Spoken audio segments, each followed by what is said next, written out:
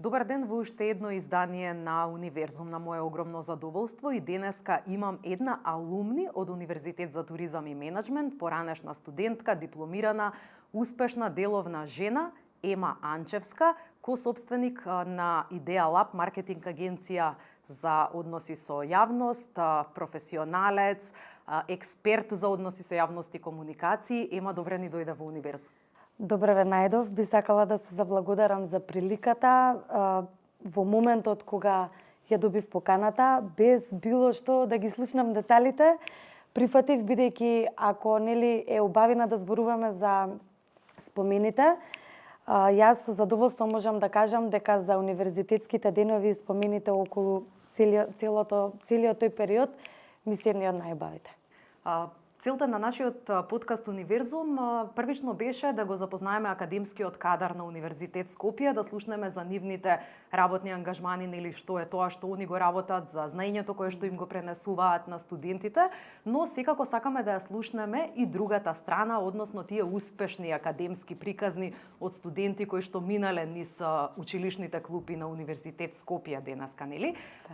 Вие како алумни, што за вас значи да се биде дел од тоа големо алумни семејство на УТМС?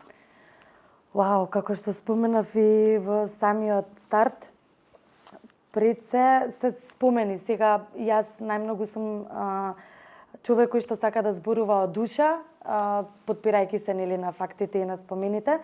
Меѓутоа, од денешна перспектива, членството или делот да се биде од алумни на универзитетот представува една огромна мрежа, пред се на пријатели, нели поранешни колеги, исто така мрежа на соработници, голем дел од соработките кои што произлегуваат во последниве 15 на години, практично се и од самите контакти од универзитетот и многу често знаеме на тие собиранки и нели настани кои што се организираат од универзитетот да се сретнеме, да развиеме некои идеи, да излезе нешто многу навистина продуктивно од сето тоа, но исто така и една друга, да кажам, страна како бенефит од делот од алумни клубот на универзитетот е практично и самата размена на искуства, која што ден денеска успеваме да ја воспоставиме и со професорите, и со сите кадри генерално на универзитетот, која што е и такако од голема полза. Значи, овие пријателства траат долги години, не само со вашите колеги студенти, туку и со професорите. Споменавте пред да почнеме дека сте прва генерација на Универзитетот за туризам во тоа време. Како средношколка матурантка, кога одбиравте високообразовна институција во која што ќе го продолжите вашето образование, како го одбравте токму Универзитетот за туризам тогаш? Има една интересна анегдота за мене. Мојот партнер Димитар секогаш ја кажува, кога ќе ми постави некој прашање, ја веднаш имам приказ на тоа, мислам и ми е наследено од ректорот. Мојата приказна е навистина многу, да кажам, невообичаена.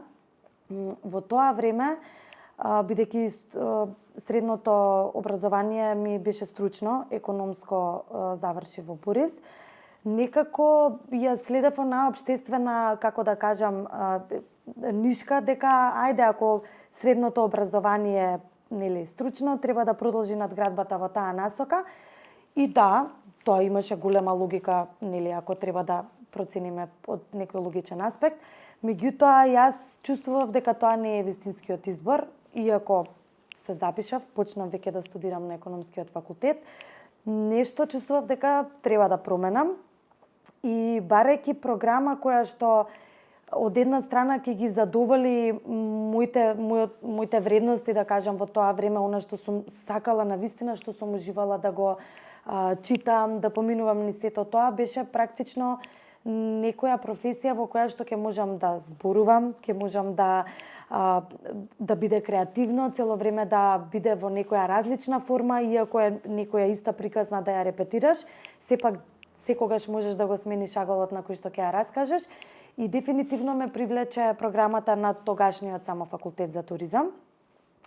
И во првиот момент кога влегов да се распрашам за програмата, веднаш знаев дека тука не само што ќе го завршам образованието, и дека тука треба да се задржам малку повеќе. Имаше некоја енергија помеѓу мене и универзитетот од прва. Што значи да се биде прва генерација на еден универзитет? Тоа се многу бенефити. Пред се огромно задоволство, морам да кажам, да се подсетиш и да ја уживаш таа прилика. Ние како прва генерација имавме максимално внимание. Сега малце ќе направаме една паралела како прво дете во семејството.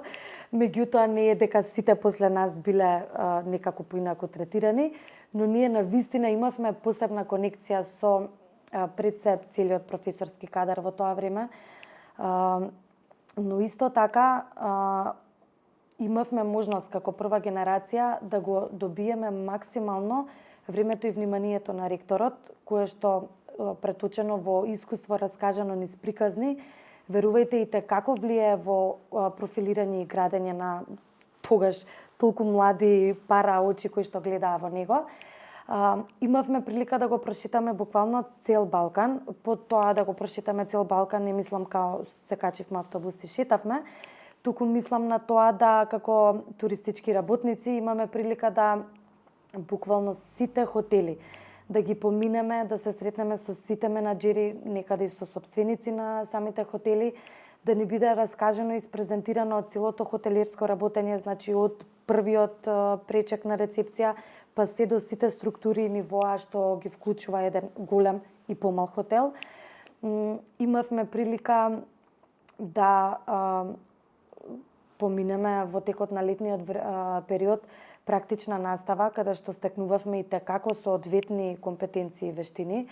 Тоа значи дека покрај тоа што стекнувавме цело време нови знаења, ние и бевме платени за тоа. Со тоа што сакам да кажам дека универзитетот во тоа време како за приватен универзитет разви една таква добра стратегија да секој оној кој што навистина сака да биде во таа дејност и да има било каква, да кажам, финансиска бариера за да може да се реализира на приватна институција, имаше можност да работи во текот на летото, паралелно да се надградува со компетенции и вештини, но и да си го плати веќе следниот семестар на студиите. Дополнителни бенефиции што ги имавме беа буквално сите саеми што ги посетивме за туризам и за угостителство во целиот регион. Тоа значи дека имавме прилика тука да се сретнеме буквално со сите здруженија, со сите чинители во туристичката, да кажам, дејност во сите држави во околината. И дополнително како прва генерација имавме и предност да бидеме презентери, представници на самиот универзитет, што значи дека на сите тие саеми и сите места каде што се појавувавме, ја имавме таа можност да можеме да го испрезентираме факултетот во целото негово светло, од програма до начин на изведба на самата програма, системот по кој што работевме, технологијата во тоа време која што се користеше и како беше вау, да кажам, во тоа време. Така што сето тоа, сите нас како членови на првата генерација, како студенти од првата генерација, ни овозможи да се профилираме и да стекнеме едни сосема други искуства кои што и како ни се нашле во понатамошниот професионален пат. Со оглед на тоа дека Универзитет Скопје сега е еден од најпосакуваните универзитети помеѓу студентите, има голем број на студенти, сте завршиле добра работа со тоа што како прва генерација сте го испромовирале на некои следни кадри. Ќе поминам на професорите. Професорите се онаа најважната алка кога еден млад човек стекнува знаење, целото знаење практично го восприемаме од академскиот кадар. Да. Колку вие сте задоволни од знаењето кое што ви го пренесоа професорите на Универзитет Скопје? И за тука имам приказна, да не мислевте дека ќе преминам директно кон одговорот. Се сеќавам дека кога ја завршувавме првата година, ректорот не покани, тогаш беше декан, не покани кај него во канцеларија и ни даде задача на четворицата студенти кои што бевме сума кум лауде и кои што навистина во 2 часот пополнок излегувавме од зградата, бидејќи секогаш имавме што да правиме внатре. Заедно со неколку професори кои што тогаш работевме на промотивниот дел на факултетот, ни даде задача да смислиме кампања како ќе ги привлечеме студентите од втората генерација практично, да смислиме концепт како да им доловиме што е тоа што се случува тука и зошто ова треба да е нивниот избор. Тоа беше вистински чекор што го направи ректорот, бидејќи ни дозволи од една страна на нас како студенти да можеме гласно да кажеме што е тоа што ние тука го уживаме и која е разликата од, нели сите имаме пријатели и другарки кои што се по другите факултети, па можеме да направиме компарација. Тоа беше одлично што од една страна ние можевме да кажеме се, од друга страна професорите можеа да кажат како изгледа тоа низ нивниот агол. Па така заеднички склопивме еден концепт каде што почнавме да ги посетуваме буквално сите градови. Во текот на утрата ги посетувавме средните училишта, каде што на студентите повеќе професорите им појаснува околу програмата, што е тоа што треба да ги очекува, колку наставно-научни патувања има и така натака. Ние како студенти ќе раскажавме каква е нашето искуство, но вечерта ги каневме сите оние заинтересирани кои што малку сме им го привлекле вниманието, да дојдат во било кое кафуле кое што ќе го најдевме во градот каде што бевме и на неформален начин да им покажеме како ние се дружиме и како функционираме.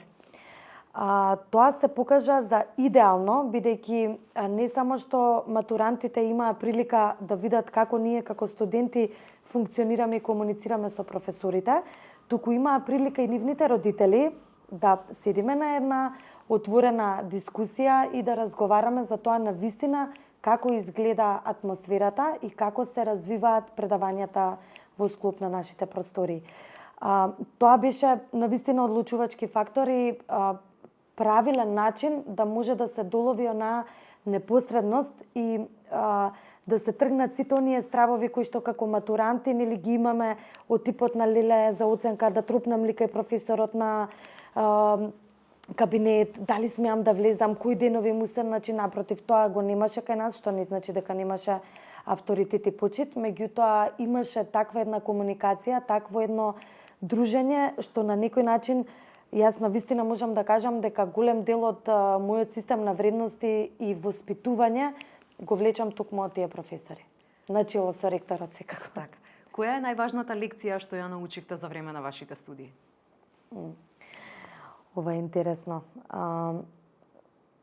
Ова ќе биде и препорака што би сакала да го споделам со секој еден млад слушател, па и за мене млад е духот. Значи, секој кој што би сакал нешто да стисне некое копче за промена. Она лекција која што е најважна според мене е да се грабат приликите. Јас тука имав многу прилики, не само јас, многу мои колеги. Она што јас го научив и би сакала да го пренесам на другите е дека треба да се грабаат приликите и во ниеден момент на било која зададена задача не треба да се каже ова не е моја работа или што имам јас од ова. Бидејќи со секоја еден таск, секоја една задача која што ќе ја завршиме, ние треба да сме свесни дека искуството и бенефитот од завршената задача исклучиво го носиме ние. И тоа таму некаде си се складира како некоја меморија и не можеме никогаш да знаеме која ќе ни биде потребно да го извадиме од таа фиока на складирани мемоари и да го примениме. Значи, она што дефинитивно како најдобра лекција го научив е дека животот секој ден ни дава прилики и дефинитивно треба да ги користиме. Водите успешна маркетинг агенција, агенција за маркетинг и односи со јавноста поточно. Скоро 13 години. Колку комуникацијските вештини што ги стекнавте за време на студиите ви помогна сега во овој период, да речам, после тоа, во работниот свет? Среќа е што јас одбрав професија која што дефинитивно не само што ми лежи, таа е неизоставен дел од мене. Значи, јас стварно не знам што друго би работела ако не го работам ова. И тука би сакала да акцентирам дека младите мора многу активно во периодот кога ги бираат студиите да влезат во себе и да се прашаат што е тоа интуитивно, да чувствуваат која е таа професија, што е тоа што сакам да го работам. Одговорот многу лесно и просто ќе изникне и ќе дојде. И тука максимално ги охрабрувам да бидат одлучни и да ќе направат својот избор. Да не дозволат да им влијае друштвото, семејството и така натака. Значи, советите секогаш се добре дојдени и да, треба да бидат предмет од анализата. Меѓутоа, одлуката е исклучиво интуитивно и самостојно да ја носат. Токму тоа го направив и јас. Така што мојот тек на студиите продолжи на истиот факултет, на истиот универзитет, на факултетот за односи со јавност, каде што магистрирав за комуникации. Можам да кажам дека дипломата или стекнатото знаење од тие клупи па не е дека само ми помага во делот на работата, ќе направам една дистракција тука во сите сегменти, ми помага апсолутно во секој однос, во секоја комуникација. Да не зборувам дома, партнерскиот однос, односот со децата, но валоризацијата која што успевам да ја дадам во секое поле на делување и како е значена. Комуникацијата може да ја заврши задачата, ама може и да ја усложни задачата, а може и да направи проблем. Така што сите сме свесни дека клучот на успехот е во комуникацијата и дефинитивно мојата желба за континуирана надградба во делот на знаењето е и како значена. Така што комуникацијата и таа една база таму што ја стекнав е 90% од она што денеска сум јас, но тие 10% кои што континуирано ги надоградувам, се практично континуирано дополнително изучување на нешто што ме интересира. И тоа е секако во делот на комуникацијата и морам да кажам дека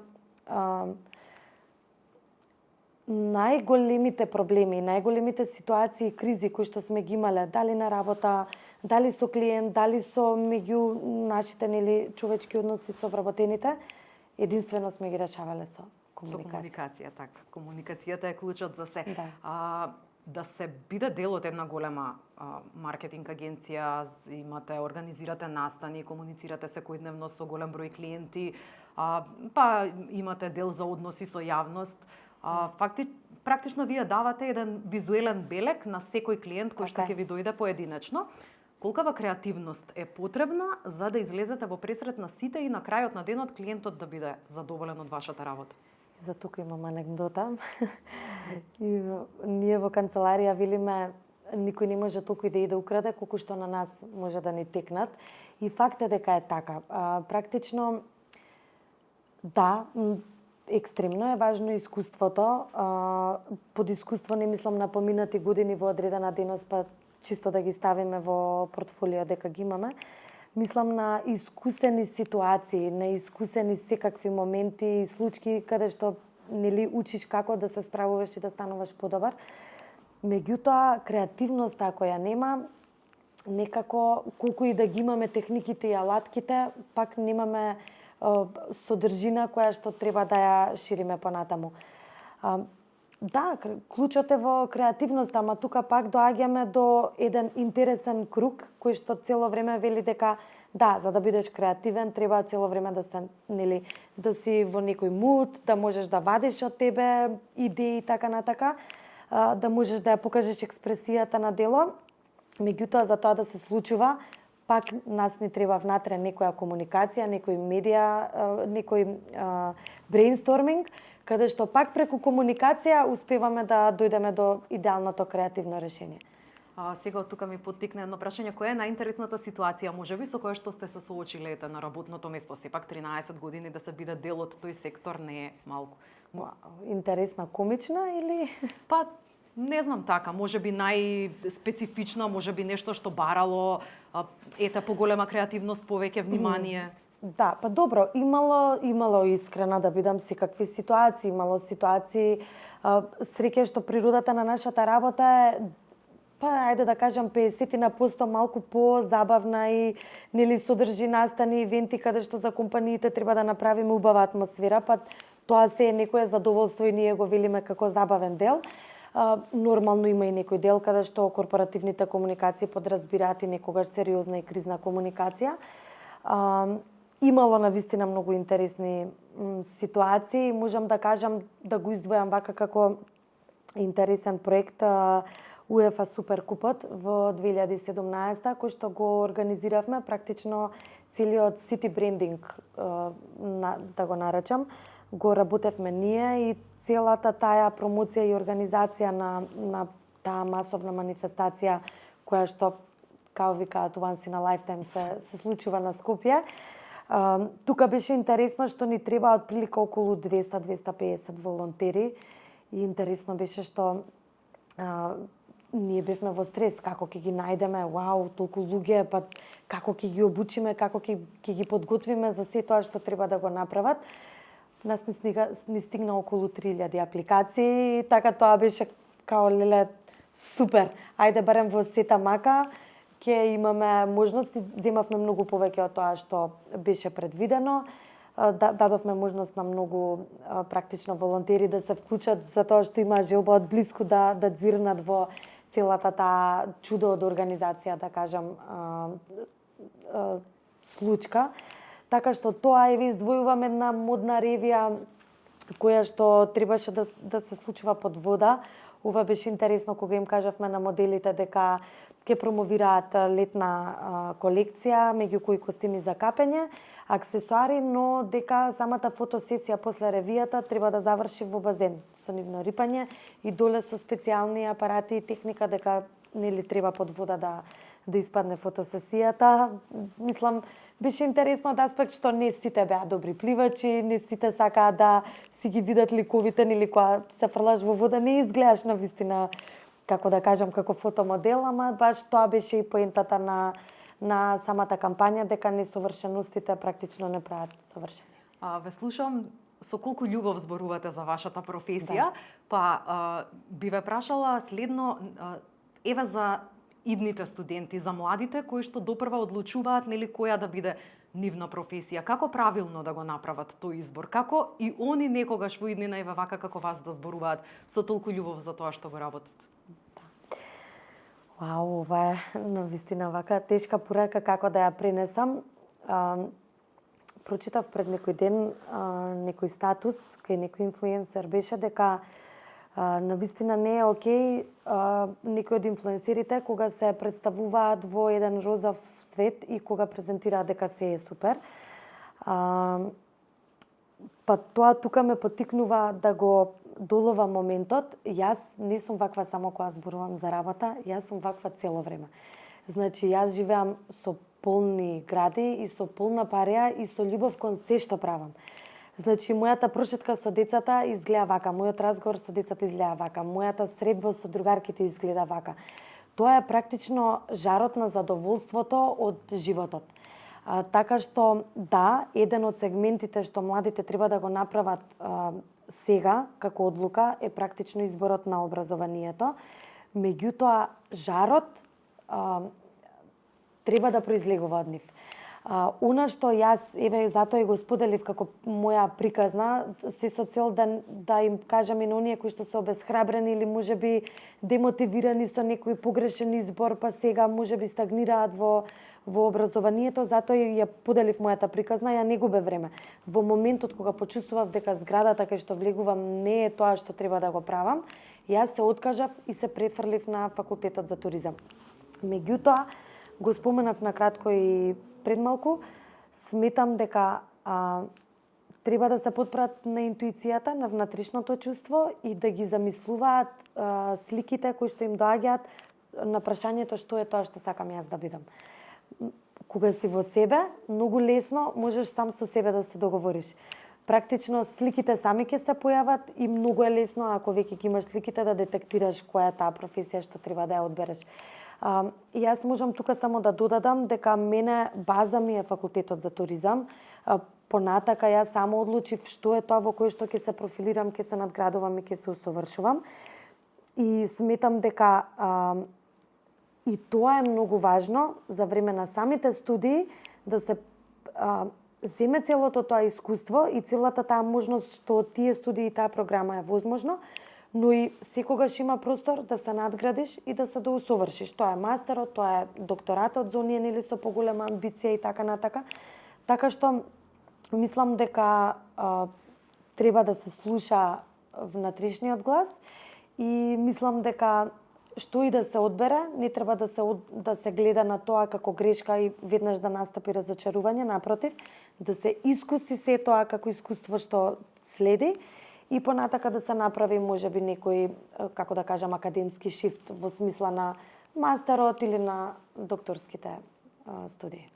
Така ви благодарам што бевте дел од нашиот подкаст. Верувам дека со споделеното искуство и како алумни и дел од работното искуство ќе инспирирате некој од младите да го одберат Универзитет Скопје за нивна понатамошна образовна определба, со оглед на тоа дека нели средношколската година е при крај, па сега ќе имаме многу матуранти кои што ќе размислуваат каде да продолжат понатаму со своето образование. Така ви благодарам и на вас за поканата и за можноста да можам да ги споделам моите импресии за тој период и генерално како се рефлектирале денес во мојот живот. Им посакувам на младите да го направат вистинскиот избор и им посакувам да живеат на вистина живот со полни гради. А вам, почитувани гледачи, ви благодарам што бевте со уште едно издание на Универзум. Мене на вистина ми беше задоволство да слушнам една ваква инспиративна приказна.